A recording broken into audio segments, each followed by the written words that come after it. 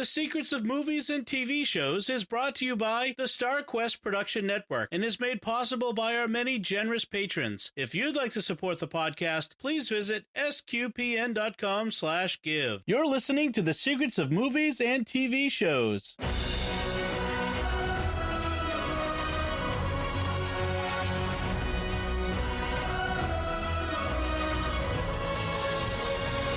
Hi, I'm Don Bettinelli, and you're listening to The Secrets of Minority Report, where we will discuss the hidden layers and deeper meanings of this 2002 film directed by Steven Spielberg. And joining me today on the panel are Thomas Sanjurjo. Hi, Thomas. Hi, Dom. How's it going? Good, thank you. And Father Michael Gossett. Hi, Father. How's it going, Dom? Very well, very well. Before we get into it, just want to remind folks, please like The Secrets of Movies and TV Shows on Facebook. On our Facebook page. Please retweet us on Twitter where we're at SQPN and leave comments on the show, on Facebook, on Twitter, on our show page, everywhere you can, because that not only does it provide content for the shows, we can discuss about your insights, it helps to the algorithms on the social media platforms to get the show in front of more people, and people can find it and discover it and enjoy it like you enjoy it, hopefully. And if you have not done so, and I don't know why you wouldn't have, but if you are listening to this by clicking a button, say, on our website, please subscribe to the show in iTunes. You can subscribe in Google Play, Stitcher, TuneIn, your favorite podcast app, on YouTube, where you should hit the bell to get notifications for whenever new shows are posted there. If you have a Google Home or an Amazon Echo device, you could say, hey, and then whatever the Shlomo word is there, the Argyle. Hey, Argyle. I always have to keep looking over, make sure it doesn't activate as I'm doing this part. Play Secrets of Movies and TV Shows podcast. And as long as you put the word podcast in the end, it will play the latest episode of the show. So all those things, that helps us to get the word out, to get more people interested in the show, and it helps us immensely. One thing I want to mention is if you are subscribed to the show, you may have noticed a new episode last week of this podcast, under the title of Coffee and Cinema. It's a new thing we're doing, and we try to explain it in the podcast, but in case it needs to be explained again, Father Chip Hines and I, we live locally. We live nearby. We've been friends for years, and we both love movies. And so we're going to start going to movies like as soon as they're out, or close to when they're out. And we'll watch the movie, we'll come out, we'll go get a coffee or other adult beverage, and sit down and chat for, 20 minutes, a half an hour about our first impressions. And so these shows, we talk about movies that have been out for a while. I mean, we're talking about an almost 2-decade-old movie in this episode. But we usually talk about movies that are out maybe on streaming or whatever. But this is a chance for us to talk about movies that are fresh and new. And then we'll give them the longer treatment, later on. So our first episode last week was on Captain Marvel, and go check it out. We have a spoiler-free segment, and then we warn you, and then we spoil it pretty good. So you can listen if you haven't seen the movie yet. You can listen to the first part, and once you see the movie, you can listen to the whole thing. Or some people don't care about spoilers. That's not me. I don't know why you wouldn't care about spoilers, but but if you don't care, you listen to the whole thing. All right, that's all the preliminaries. Let's get into this episode. Well, the first thing I should mention is we're not going to be doing all Steven Spielberg movies on Secrets of Movies and TV Shows. We've been doing a lot of them, I know. We've had Raiders of the Lost Ark, and we've had the Jurassic Park movies, and now we're talking about another Spielberg movie. It's just that, it's Spielberg. He's done so many movies. So it just happens that this has come up. But Minority Report is one of those iconic movies. Like I said, it came out in 2002, and it's really set the tone for a lot of stuff, a lot of the ways that we look at technology around us. Of a lot of the movies of the past couple of decades have been influenced by this movie. It's a very influential movie. So we want to kind of dig into some of the layers of this film and explore some of the issues that it raises as in its plot, but also in the way it portrays the world. Thomas, you said you read the original book, the Philip K. Dick book that it's based on. Father, have you read that one? I have not, no. Okay, so Thomas, you're the only one who's read the book in this conversation. All So how does the book connect to this movie? It's pretty good. It's close thematically with the concepts of what precognition does and how the moral questions of whether or not we can predict the future. It's interesting though that in the movie where it kind of takes this bent of, oh, this is a bad thing. In the books, there's actually this really weird twist at the end where the main character, who's an older balding cop, not the sleek athlete that the character is in this movie, he decides that precognition is so important that he chooses to commit the murder that he has been precognitively told that he's going to do. So the first thing he finds out is that he's going to do it. And the second thing he finds out is that, oh, there's a future in which he doesn't do it. And then the third thing he finds out is that he chooses to do it in order to keep the program going. And that's the biggest difference that runs through the whole theme of the book, that or the story, that doesn't really run through the movie. That in my mind, I'm never one that says the books are better than the movies, because they're two different formats. And in this situation, it's definitely true. So I recommend, if you have seen the movie and you liked it, go read the book, because the book has a very different take on the whole concept as it goes through.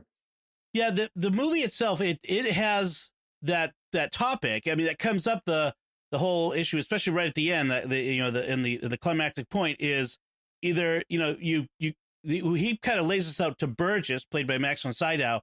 You can either kill me and silence me, but also then prove that precognition doesn't work, or was it prove that precognition works and kill me and then go to jail, or you could not kill me and prove that precognition doesn't work, Right. and I survive and tell everyone what you've done, and it's sort of this whole there's still that question there, but it's a different question. Right. So let's dig into the big themes in this movie then. Let's save the question of the morality of pre-crime and free will versus determinism for later, because that's really the big question. But let's deal with some of the smaller ones.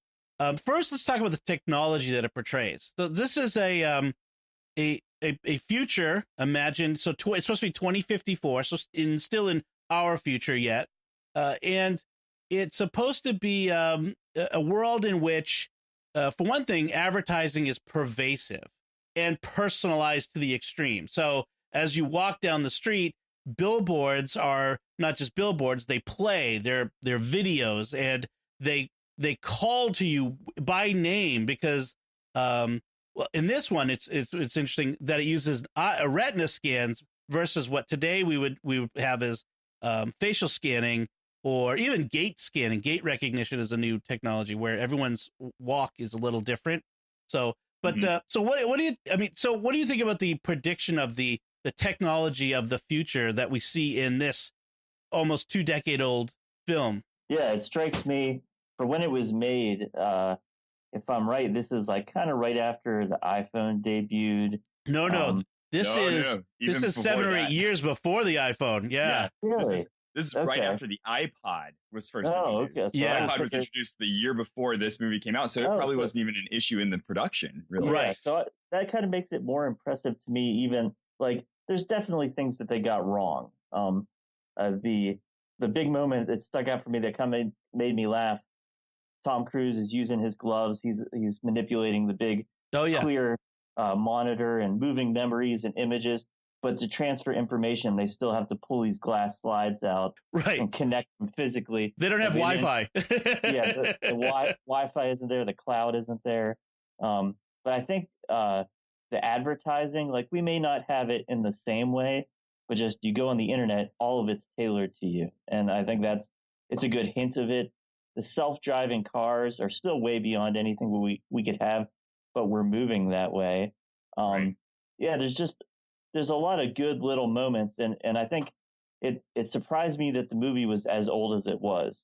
This was like my second year of college, and it didn't feel like that long ago. And a lot of the things they hinted at it, even with the things they got wrong, point towards developments that have happened.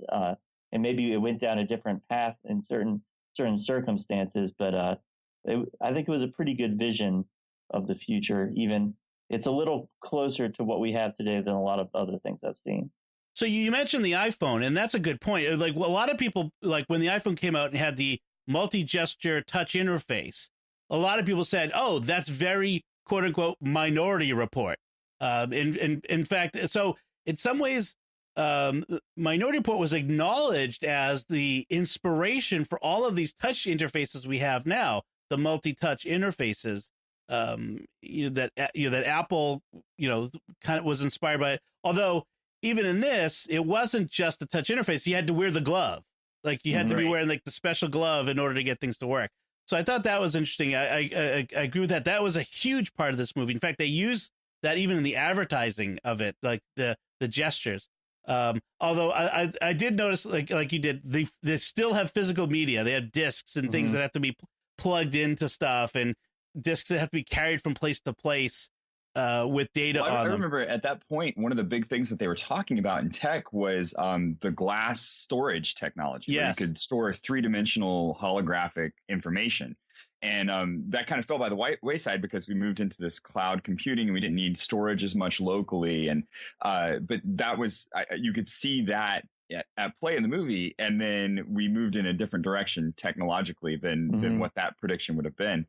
But it's so accurate. And it's one of those times where you have to ask the question, is this art imitating life or life imitating art? And because, we are at that age where most of us were college age or just right around there. These same guys that invented all this stuff, that was their age too when this movie came out. And how much did that influence what they were working on and where they went with it? Right. Well, just like the flip phone, the original Motorola StarTAC flip phone was, they came out and said, the Motorola engineer said this was inspired by Star Trek communicators from the original series. When we were kids, we all were geeks and wanted to have Star Trek communicators, so we invented the flip phone.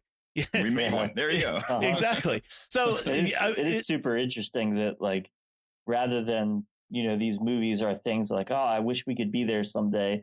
It's just inspiring the people to do it. And right. So you never know. Yeah, there's this cross-pollination where the writers are inspired by the technology that they see, and then the people developing technology are themselves inspired by the movies. Another bit of technology we see in there is home automation. We see Anderton. I always keep calling him Atherton. Anderton comes home into his apartment and he addresses the home. And I'm like, wow, I do that today. I mean, not in the same way he does, but yeah, I mean, I can walk into a room and I can ask for the lights to go on, and some of those things like that. It was very interesting to kind of see that how far we've come with that. I was saying before we started, one of my little quirks, I really enjoy something called paleofuturism, which is looking at how people in the past predicted the future or envisioned the future. And sometimes you can go back to turn of the 20th century people, and how they predict, like blimps everywhere and all that sort of stuff, by the end of the 20th century. But even in this short time span, to see some of that it's fascinating. Even the pre-crime, their headquarters, like that could be, Google's offices or Apple's offices or something. It just looks very now. Yeah. And the other really interesting thing, and this is having read the books and having read a lot of Philip Dick's work, this was his kind of thing in the 50s when he wrote this story initially. He was writing it in the 50s, and he had all these little quirky things where you had to pay a dime to open your door to your apartment, and to keep the refrigerator running, you had to put money into it. And so he kind of built this very different view based on the tech that was in the 50s, and then they updated it for this movie to kind of look at the future from where they already were. Right. It was some of the other tech that's really prominent is the maglev cars that drive up the side of buildings. I'm not sure that there's a reason for that. whether that's practical or not, but it looked cool and it provided some cool scenes. One thing that was very interesting was that the newspaper. Now you've noticed when he was on the subway, the guy's reading USA Today. It looks like a newspaper. It's paperish, like it flops, but it updates in real time, like sort of like an iPad would or something. Right. So that envisioning that people will still want things that feel like the stuff we recognize today, like a newspaper, but it will have that advanced technology of updating in real time. Although it'll be really annoying for my paper to update while I'm reading the article, Yeah. Right. which is what Facebook does now as I'm reading, and it just scrolls. Yeah, it's bad enough. It's okay, Facebook. I wasn't actually reading that, but thanks. So that was interesting. And then some of the in the chase scene, so the pre-crime cops, they have these very cool, almost retro rocket packs that they fly around with. Rocket packs are the most improbable, impractical Yeah. transportation device ever invented, or imaginary invented. Although the helicopter-like craft is very cool. I really like that. Yeah, no, that one's really neat. The thing that sticks out to me from those scenes that I hope never gets invented is the 6 sticks Yes. they use to detain people. Oh my. Yeah, it was very interesting. And we'll talk more about pre-crime, but as they seek out the criminals, they don't use deadly force. It's all about they use non-lethal force, like this device that when when pushed against somebody and activated, it makes them so nauseous that they vomit immediately. Sorry, folks, and are incapacitated for a time. So it's interesting that and we could talk more about how they go about prosecuting this crime, and once we're done with this part. I think one thing to go back to is like with talking about the jetpacks. There are a lot of really cheeky throw-asides to other sci-fi franchises in this one. And that was one to Fahrenheit 451, the original Fahrenheit 451 movie. They had those jetpacks that they flew around in. And there's another one where the drug dealer pulls back his hood and he's missing the eyes, and he says, in the country of the blind, the one-eyed man is king. And that's an H.G. Wells reference. So for a sci-fi nerd like me watching this movie, I was like, oh my gosh, I recognize all of this stuff. It's so good. And Spielberg just laced it all in really perfectly to everything that was going on. That's true. Yeah, there are a lot of little Easter eggs. Spielberg is really good at layering little things that connect to other stuff, because he's a huge fan of the movies and huge fan of this sort of genre. So yeah, it's true. I'm just trying to think of other bits of tech that we could talk about. There is the obnoxious cereal box. We talked about the ads everywhere. If you can imagine a cereal box that won't shut up on your table, that sort of stuff. So the ubiquity and the insanity of the advertising really gets at the heart of like how people. I mean, what do we deal with now? We deal with robocalls and pop-up ads and spam and all that sort of stuff. We had spam then, but in 2001, but it's still much more. It's different and in some ways getting worse. All right, so that's the technology. I don't know that we need to say too much more about that. We can talk about it as it comes up if it does. A little more background on the film. So the actors are Tom Cruise is the star. He plays Chief Anderton, who's the head of the pre-crime division in Washington, D.C.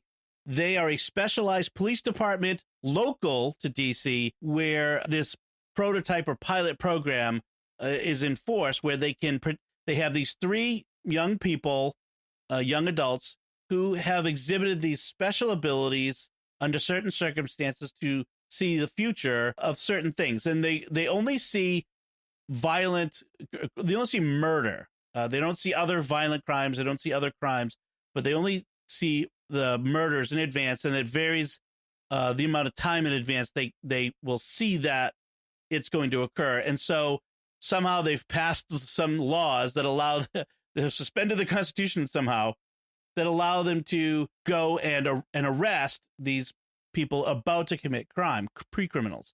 So you have Tom Cruise as the chief of pre-crime. Colin Farrell plays a Department of Justice agent, Danny Whitwer. The feds are thinking of taking this program nationwide and will probably want to take over the DC program. So there's a bit of conflict there. You have Agatha is one of the 3 precogs, and you have Max von Sydow as Anderton's superior, and the character's name is Lamar Burgess. And so the show starts, the movie starts with, they give us a sort of a textbook example of a pre-crime in progress. We have, let's see, they report the crimes by these little wooden balls. I thought it was a very fascinating idea, which is Thomas, can you explain how the little wooden balls are important here? This was really neat. The wooden balls, like, and this is really interesting because it's a kind of deviation from the book, but then it also like plays into this whole concept of this is such a mystical thing. Like these telepaths, they have these precognitions, and then the computer is analyzing these precognitions, and as it sees things come up, it will post out these balls, and then the balls roll down this huge marble type track, which is completely ridiculous, and right. And obviously there for us to have the suspense of watching this ball roll down the thing. And if the ball is like a regular wooden color, then it's murder that's been premeditated. It's going to happen at some point in the future, and we don't need to worry about it too much. But if it comes out red, it's something that's going to happen soon, and it needs to be done. It's either a crime of passion or it's a murder that's about to happen very, very soon. We need to be on top of this one right now as the precog unit. And then they act on those on it is, and all it is it's the victim's name. And I thought that was a really interesting play on what's happening here, because it's not about the murderer, it's about the victim. Well, the first name that comes out is the victim. Oh, that's right. And then the murderer comes out after that. And so they have to go and figure out, and so the victim is the important one, and then the murderer comes out, and you have to go and find these two people. We don't have any other knowledge about them. Nothing else about them. Like nothing about where it's going to happen. Nothing about what time it's going to happen. Just this is going to happen. Except they do have the ability to kind of dig into the vision. They can see what the precogs see, and even like enhance it, like zoom in on certain things, and it's fascinating. They never get into like how that's even possible or not, or what sort of they do talk about that they have these harnesses on the heads of the precogs that are reading their minds, essentially. I mean, so we get mind reading in the future too, and that's how they get this information. So yeah, so that's a good synopsis of how it works. And so they get these balls, and then they figure out who it is, and then they have to do actual detective work, which is right. At least good. They have to actually go and find these people, but they don't have to dig very much into them. They just go and, like, it seems like they kind of just go and arrest them, and right there you go. And the movie does a good job of making us feel initially like this is an okay thing, because it's given us a pretty clear cut, beginning of a typical murder mystery story where we see the murderer getting ready to actually commit the crime, right? And we as the audience are ready for this thing to happen, and then all of a sudden there's an interruption, and it gives you a lot of sympathy right off the bat for what these officers are doing, because they just saved this woman's life, and it's really interesting how Spielberg's able to achieve that, because for me, who I've always been very much a lover of freedom and a lover of free will, and people make choices, and we need to deal with the way that people make choices. Watching that, you still get this sense, even now, as much into that as I am, I'm watching it and I'm going, yeah, they do save the woman's life. Very clearly, they do. I think from the beginning, the pre-crime cops, they believe in it. Like, they're true believers, and particularly Tom Cruise's character, that there's no cynicism in it. They very much see as like, this is going to happen and we get to stop it. They work as hard as they can to get to, at that initial crime, he stops that man in the act. He's raising his arm, and it's right at that moment. I think that's what really sells it at the beginning, that these are good guys and they believe in this thing that really works. And I like the turn when Tom Cruise shows up in one of those memories. It's a perfect system until it's you, and then you see all those problems of what's really going on. The thing that kind of got me about that first crime that they stop is, even without pre-crime, that was a real crime. That was attempted murder. He was in the act of swinging the scissors. He was threatening them. That they didn't need to pre-crime him. That was actual crime. Now, how they got there and all that stuff is the fantastical science fiction-y bit. But it sort of inserts that element of, there's still, resisting arrest and assault and all these other crimes that this guy has done. But all of that is superseded by the pre-crime. and then they put the halo on him, and there's this device, they call it the halo, which essentially they don't explain it in the movie very much, but it's like it anesthetizes or some sort of coma. Thomas, did they go into it in the book about what it was? No, it was very different in the book. This was that was one of the things that was very different, and it's one of the things that I think, as we discuss this, I'd like to come back to later, because I have some ideas about Spielberg happy endings, and how this movie does not end as happily as Spielberg likes his movies to. All right, that's good. We can come back to that. So but there raises the fundamental question in this movie, which is, do we have free will, or is our fate, are our actions predetermined? And from a Catholic point of view, and I'll throw this to both of you, what from a Catholic point of view, what is the answer here? Are we fated? Is what we do predetermined? I mean, God has foreknowledge of the future, but do we not also have free will and can change? And then that raises the question: is what does that say about pre-crime and precognition? What do you think? I think that's the key. What you just said, God has foreknowledge, and even in this system, like, if you believe that these three people, they can't see the future, or they can see a future, and that's real in the world of the movie, but they don't have all the details. They don't have everything right, and they see this is what could happen if people act this way. And I think that's the kind of the Catholic perspective to bring into it, is that no human, even a superhuman in this case, has that perfect knowledge of what will happen. We can, kind of like Tom Cruise's analogy with Whitmer, he tosses the wooden ball along the curve of the giant clear monitor, and Whitmer catches it, and he says, well, why'd you catch that? Because it was going to hit the ground. And kind of that's a very human perspective of thinking, well, I see the pieces, this is what it's going to add up to, so this is what it must mean. And I think the movie very much is about, like, well, that's not necessarily true, that we can't see all the pieces. God can see all the pieces, and that's why we would say God can judge in a way that we can't. Well, and I think the one thing you take away from this too is, like, you don't know the whole story, and I think that's especially when the red ball comes out, is that you have to act on it immediately, and there might be a lot of mitigating circumstance there, and you might actually stop something that is maybe somebody's doing this out of self-defense. Maybe they are trying to defend themselves, and especially with like a passionate moment. I wasn't planning on killing the person, but they're attacking me, and I have to defend myself or my family or someone who's going to be injured by them. And you step in to stop that. Well, what is the ramification? The butterfly effect, where how does that affect other things that were happening? And maybe this person has a history of being violent, and that this was the moment that they were going to be stopped, but you've prevented them from being stopped. I'm not advocating, murder or self-defense, but we don't know the whole story, and that's where I think that level of, yes, we see this one little sliver of a murder happening, but we don't know the entire tale that goes into it. And that's, as a Catholic, we have to look at that bigger perspective, and we're called to kind of step back from the world and detach from the feeling that we have of it, and try and adopt God's perspective of the way things are advancing and the way things are moving. It's actually one of the things that makes this movie maybe perhaps more relevant today than ever.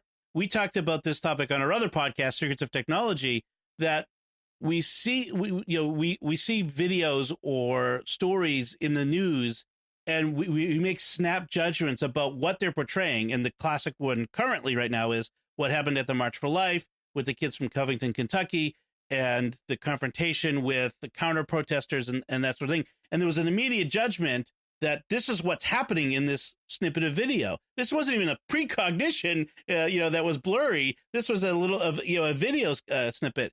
And then as we got more context, it completely changed everything. And that's what happens in this movie is in several cases, in several moments, we see something. We, the audience, believe what we know what's going on. The characters believe they know what's going on.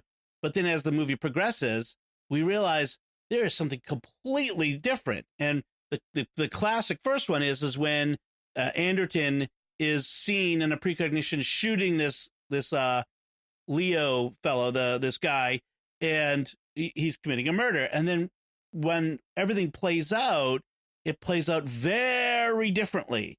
And then in the final one, in resolution, we find out that someone who knows how the system works has used the limitations of precognition and the inability to see the whole context to get away with the murder that the system is used to do that. And it's so, but I feel like this story is as relevant today as it's ever been, because one of I think there's a message in here, not just about free will and determinism, but about the limitations of our technology in giving us the truth, and that's a huge element today as well as then. Mm-hmm. Well, I think one of the cool things about the way the movie presents all this is that everything's very bright throughout the whole movie, except for these snippets that you get from the telepaths, because they're very dark, they're very shadowy, they're very desaturated, confused. Yeah. And it's stark contrast to everything else that's going on in the film, because everything else in the film is very, very clean, very bright, very, very showy. Even the shadowy elements of what Anderton's doing are still in that kind of bleached, clean nature thing. So the dark alley is not as dirty as it could be. But we've got this very dim view of the reality of the future, and I love that, because that's what you're going to get as like when you're just feeling out. It goes back to that Star Wars moment. Emotion, the future is, from Yoda, where he's saying that's all we can really see is what is happening emotionally to people in the future, because it's unclear what really is going to happen. And we see what we want to see. I think it goes to show that the way that Burgess tricks the system is because they look for the thing that they expect, and they look for, well, this person wasn't murdered, we stopped that, that's taken care of. And the same thing with Anderton's character, that this system detects murders, and so that's what we see when we come to it. And I think just all the controversies and drama that we see continuously in the media today often arises because you see something, you read something, and you have your opinion based on what you already feel about it. And rather than stepping back and thinking, well, these are people and there's a whole context to this. Yeah, Thomas, what you said about the precognition visions being dark and dim, it reminded me of the verse 1 Corinthians 13:12. For now we see in a mirror dimly, but then face to face. Now I know in part, then I shall understand fully, even as I've been fully understood. I mean, it speaks to this idea that, we think we see clearly, but we don't. It is only, in Christ, through the Holy Spirit, with the power of God, the Father, that we will see, that God sees clearly these things. He sees the future clearly, but we don't. As much as we want to, as much as we think we do. Right. Interesting. Well, I think it goes back to that. They do steal that line from H.G. Wells in The Country of the Blind. The one-eyed man is king. It's they don't have a perfect vision of the future, but man, wouldn't it be great to have a glimpse of the future? And that's part of the problem here, is that they're relying on this thing because it's so powerful, and it speaks so much to that power of being able to know time before it happens. But it's still just one eye, and it lacks that perception, and it lacks that understanding and that depth that you need. That's the unspoken part of that quote, is from what Wells is saying, is the one-eyed man may be king, but if a two-eyed guy ever showed up, he would know all. I mean, and that's that's the thing. The one-eyed man still does not have the complete perspective. One of the things that we talked about before we got started was how this future that they portray looks very sleek and like a cool place to live. There's no murder in DC in this time, and it's probably a very safe place to live. But it's a sort of a benign authoritarian state. We talked about some of the technology, the pervasive retina scanning, and all of these other the police, and of course the pre-crime, which is a sort of an authoritarian kind of situation. And it brings to mind the fact that this movie came out in June of 2002, about 9 months after 9/11. Now, of course, the movie was in production long before 9/11 happened, and so I'm not going to say that it was, what the way the movie portrayed these things was necessarily largely informed by 9/11. But I wonder how much that the mindset that we kind of got into after 9/11 informed at least maybe the packaging of it or the editing of it, and maybe putting some more of this, in our fear for our safety. How much liberty are we willing to give up? I mean, that famous Ben Franklin quote about give up a little liberty for security and you'll give up all of your liberty. I'm paraphrasing, of course. I could find it if I Googled it, but so I find that's an interesting context from the time that this movie came out. That whole scene where they search the apartment building, or it's more like kind of like projects for horror people. Not only are the little spider robots pretty frightening, and you can see how terrifying it is for these people, but they're used to it and utterly accepting of it. They're mad about it, but that couple stops arguing, stands still while spider robots crawl up them and scan their eyes, and then they continue with their argument. And I think even the attitude of the pre-crime officers going in there, it's very much like, we have this power, we can enforce this in this moment, and they really live in this sort of dystopia where there's a lot going on, but there's a real underbelly of oppression. And I think even with where the precogs came from was mothers or children of drug addicted mothers of that same drug that Anderton gets into and is addicted to. That there's this whole darker side to this, almost like Apple Store reality that they live in, but that kind of gets hidden by we have all these incredible gifts. And I think the three of us have spent a lot of time speaking about Jurassic Park and all the problems with making dinosaurs and thinking that you have this, if you have this technology, you should use it. But it really goes to show that in this movie, they've solved problems, but it doesn't take away human nature. And right. You come up against that in the movie over and over again. Mm-hmm. Yeah, technology is not a panacea. It's it's not gonna heal all ills, but it can make a great world, but it's not the answer to all questions. There's poverty, there's drug addiction, there's the sort of cyber sex place that he goes to, and all that's just kind of amplified by the technology that's there. And technology can become, and he is portrayed in the movie as sort of like a replacement for God. Like we worship at the altar of technology. In fact, Whitwer, the federal agent, says at one point that science has stolen much of the mystery of the world from us, but the precogs have restored a hope of the divine. Some people have even started to deify them, and I was thinking like Delphic oracles, and that's an interesting aspect of when we stripped God out of the equation. But we find somebody who's willing to save us from ourselves because through their sacrifice, they are saving us from our sins of murder in this case.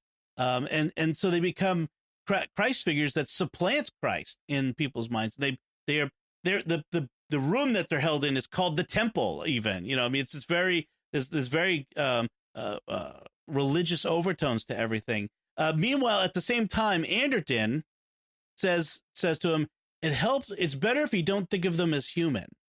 These three young people, and I'm like, wow, what does this say about this world? Because if you don't even think of these three people as human, I mean, you've deadened your heart and deadened your soul to these people. What does that say about how you think about the people that are pre-criminals and out on the street? This is very much a dystopian world that they're living in, is as sleek and as exciting as it might seem from the technology point. Yeah. It's all sort of built on a lie too, that I think of the scene where the teacher or the tour guide is talking to the kids about the precogs, talk about how they have a gym and a game room and that they live these great lives, but they're catatonic, knocked out on drugs. Yeah. And even how Tom Cruise's character treats them, that he's had to push them away in that same way that people build this sort of deification of them, that they see them as this mystical, godlike force, but they're really taken out of their humanity. Well, but how much like the way we treat God that is too, where it's this, he's this magic slot machine in the sky. We pray for things and just don't consider a relationship. A lot of times that's where our prayers get boiled down to, and we don't think about the fact that our prayers are building a relationship with an actual being, and not just using him to solve problems in our lives. And it's very clear that even though they're deifying these precogs, they're doing it in exactly the same way that a lot of people end up approaching their own religion, and just praying for the things that they want or the things that they feel like they need, rather than trying to develop that communion that they need to have. That relationship that should be there. That's about an exchange of persons, informing those bonds, right? And that's one of that's I would say is the third key element in this movie, is its view, showing how we can dehumanize one another, dehumanize people, and we need to treat people with human dignity and respect and care, and when we don't, we are dehumanized.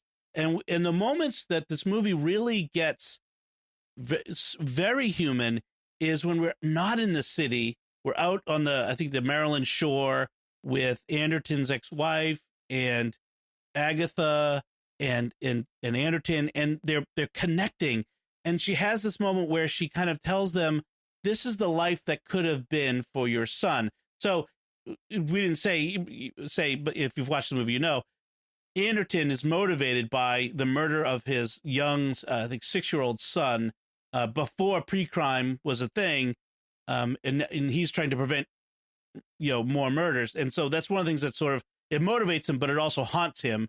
He literally lives in the past through these recordings. He has home movies of his wife and his son that he can project holographically, and they should have a scene where he's watching them and he's hearing himself on the recording, but he's sort of acting out that moment in life. He's literally living in the past in that moment with his son who's died.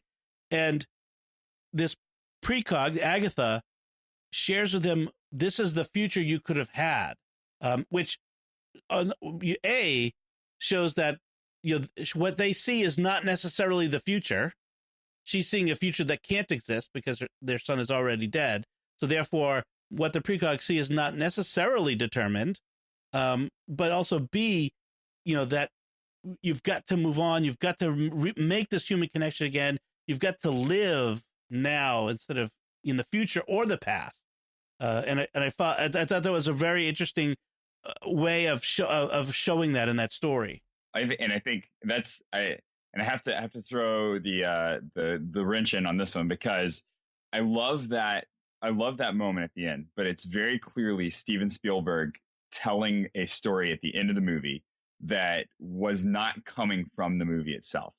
The movie was leading up to that, trying to tell this dystopian tale, and Spielberg cannot have a sad ending in a movie. And he should have just let it go in this one, because that's a moment after Anderton has been caught. After he was caught, yes. And so he had the halo put on him, and then he miraculously escapes. Somehow he gets out of the binding that he's in, and he goes and confronts the man that knows more about the whole situation. And then he goes out into this nice rural setting and everything. And I really do feel like that is if you look at the movie properly, that is the dream that he has been left with his little halo on. Well, no, the scene with Agatha is before he gets caught. Oh, is it before he gets caught? Oh, yeah. Okay, that's right. But the scene at the end where he's with the wife and right, and she's in the way, yeah. Right. Okay, yeah. So that's what I think you see in this movie, that he is atoning for his sins through that moment of being stuck, where he's trying to come to terms with that, the relationships that he's lost, the bridges that he's burned, all the people that he's considered things rather than people throughout the course of what he's dealt with. And I love the brokenness that you see in a human there, where you see this person who has been complete. I mean, his son was taken from him, and they don't even know his fate. They assume he's been murdered because they can't find him, and then he ends up confronting the murderer, and who he makes the right choice, right? You know, and then that's pulled out from under him, right? Right, and then that's pulled out from under him, and it's just, you see this completely broken person trying to cope with what he, who he is and who he's become. And it's beautiful, but at the same time, it's like a whole nother movie that needed a whole nother movie to really explain. And you only get it in the last 20 minutes of this one. It's a very strange turn, because suddenly it's the Laura movie. It's his wife becomes the hero, to the point of taking a gun into the pre-crime headquarters and freeing him.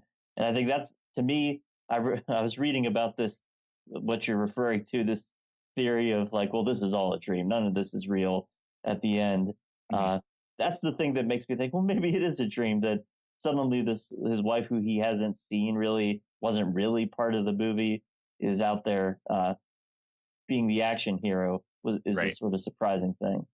That is true. That's an interesting way of thinking about it then. Yeah, because I hadn't considered that possibility, that the resolution, which is a pretty pat resolution. I mean, in the end, we have this narrative of pre-crime is abandoned, all the prisoners have been unconditionally pardoned and released, and Agatha and the twins that are living in isolation but happy out in the middle of nowhere, so that they cannot have precognition of anybody else's crimes, et cetera, et cetera. And there's sort of a perfect, and then Atherton and his wife live happily ever after with their new family.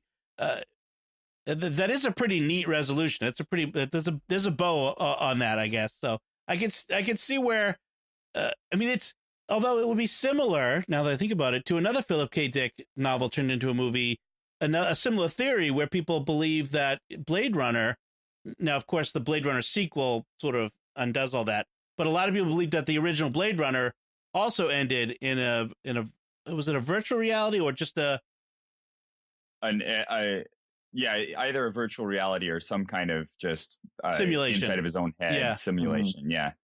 And I like that, we're bringing that up too, because you notice that at the end, it's a narration rather than actually like seeing the stuff that's happened. We've seen this stuff happen the whole time. There's been no voiceover, nothing. And then all of a sudden there's a voiceover right at the end trying to wrap things up nice and neat, because, oh my gosh, this movie's gotten over 2 hours, and this is from the age when movies were not over 2 hours long. That's right. And so this is an action movie that's gotten over 2 hours. Maybe we need to wrap it up now. Let's tidy it up and finish it out. And I feel like there was really, I appreciate Spielberg, but he does have those endings that, let's end on a light note and send everybody out of the theater nice and happy, rather than depressed and sad that this is the way things happen, and really thinking about things. So I don't know. I was unhappy with the ending, even though I love the whole movie. The movie as a whole is really good. I think the ending was just one of those things that I'll just stick with that theory that says that after he got the halo put on him, everything from there on is questionable. If this was made today, I could see an after credit sequence of Tom Cruise in the prison, unconscious. Right. Make it explicit. Leaving very unhappily. Yeah, definitely. One thing, the tagline for the movie is "Everybody runs," and I was hysterical at the scene where Atherton, Tom Cruise's character, is teaching his son how to run, and I'm thinking, yeah, because Tom Cruise runs everywhere in every movie. There's some great supercut videos on YouTube of like every time Tom Cruise has run in a movie, because he's always running somewhere. It's very funny. All right. So, any other notes that you want to bring up now before we bring things to a close? There were a couple of moments in the movie that I thought were fun. There was the priceless look on Witwer's face, Colin Farrell's character, when Anderton confronts him in the elevator with a gun in his face, and he says, put the gun down. I don't hear a red ball alarm. There's not a red, like, in other words, you're not about to kill me. If you're about to kill me, there'd be an alarm. And then an alarm goes off. And then he gets this look on his face. Uh-oh. Spoke too soon. So I thought that was a funny thing. Also, I thought it was interesting how Witwer's character apparently had gone to seminary, but his father had been a preacher who had been killed on the steps of his church, which is apparently what sent him into law enforcement. So I thought it was an interesting character turn. I was a little annoyed with Witwer's character, where I really felt like that scene where he confronts Burgess in Anderton's apartment was, I thought he knew what was going on. Like, I felt a little misled in that scene. And I was a little annoyed about how that scene ended and the resolution of Witwer's character. I just thought that's not how that should have gone. I just felt like it was, I don't know, but that's just me. But do you guys have any other notes on this, things that you wanted to mention? There's a lot of in my notes, I wrote down weird bunch of characters. Yeah. Wally, who takes care of the precogs in the temple. Oh, yeah. Lives with his parents, but sort of dotes on them. A lot of Coen brothers-like characters in this movie. Yeah. Yeah. The drug dealer we mentioned. Dr. Hinneman, who raising poisonous plants Sentient and randomly poisonous kisses plants. Tom Cruise, Yes. and I don't know what's going on. And even the scene that sticks with me, and I think I've maybe seen this once since I saw it the first time, is the eye surgeon. Peter Stormare, the great and creepy Peter Stormare. Super creepy. And Tom Cruise drinking that bad milk and eating the rotten sandwich. Those stand out to me more than anything else in this movie. And I was so surprised that that's what I remember. Yeah. I just couldn't even watch them again. Like, I turned my eyes as soon as he reached for them because I just could not look at that. Oh my gosh, so gross. Yeah, the eye surgery was definitely one of those moments that you're just like, I mean, that's a squeamish moment where you're sitting there and he does such a great job of holding Tom Cruise's eye open and just making you really feel like, oh, he's really going to go through with this. Okay, here we go. It was such a gross scene. Like, right, he starts with having I don't want to be gross about it, but like his nose, draining down his face. Like, from the opening of the scene, it was a very weird scene. You're right. I mean, and with these weird characters and his weird nurse assistant. They are. In fact, I think some of these actors are played in these Coen Brothers movies. I haven't seen the special features on these movies, so I don't know if Spielberg intended to evoke that Coen Brothers sort of feel to some of this stuff, but it was very interesting. It gave the world a very lived-in feel. Like, you had all these other threads of stories that were just popping in randomly to the main story, and it was great because you didn't feel like you really needed to pursue them, but it definitely added depth to every single character that appeared in the movie. I also wanted to note John Williams did the music for this movie. He did, which is something we have talked about, how prolific his music is, and definitely came through here. You could very much hear some of his usual themes, but it was different than the usual thing. So yeah, that's a good call on that. It was one of I see Wikipedia says it was one of the best reviewed films of the year of 2002. It received an Academy Award nomination for a technical area, but 11 Saturn Award nominations, which is pretty good. So it was a big success, and it was originally conceived as, when it was optioned, as a sequel to Total Recall, the Arnold Schwarzenegger movie, which would have been a very different movie. Wow, I didn't know that. That's interesting. But also yet another movie that plays with your perception of, is it real or is it not? Or is it not? Yeah, and that's Philip K. Dick, I guess. Yeah, no, that's absolutely. If you're looking for that kind of science fiction, definitely go read some of his novels, because they're great. And I'd love for us to do Blade Runner sometime in the future, both movies, because I think they're both fantastic. But yeah, that's his shtick, is like, how much does free will affect us, and how does science build into that, and the world that we're living in now. And he was writing all this stuff in the 50s and 60s. Wow. Yeah, and he's got a very film noir detective novel sort of sensibility to his writing as well, but yet science fiction. So, so anything else Any other notes? I think that's it for me. Okay, very good. Yeah.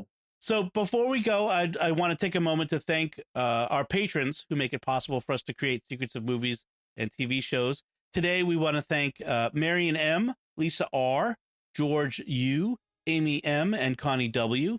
Through their generous donations at sqpn.com/give, they make it possible for us to continue the Secrets of Movies and TV shows and all the shows we do at SQPN, and you can join them by visiting sqpn.com/give. So that's it from us. What did you think of our discussion of Minority Report or of the movie itself? Or did we miss anything that you'd like to bring up? We'd love to hear from you. So please go to sqpn.com/secrets or the StarQuest Facebook page and leave some feedback there, or send an email to secrets@sqpn.com. Remember to subscribe to the show, like I said, and until next time, Michael Gossett, thank you for joining me and sharing the secrets of Minority Report. Pleasure. It's a good movie. And Thomas Sanero, thank you as well. Thanks for having me. And once again, I'm Dom Bettinelli. Thank you for listening to the Secrets of Movies and TV shows on StarQuest.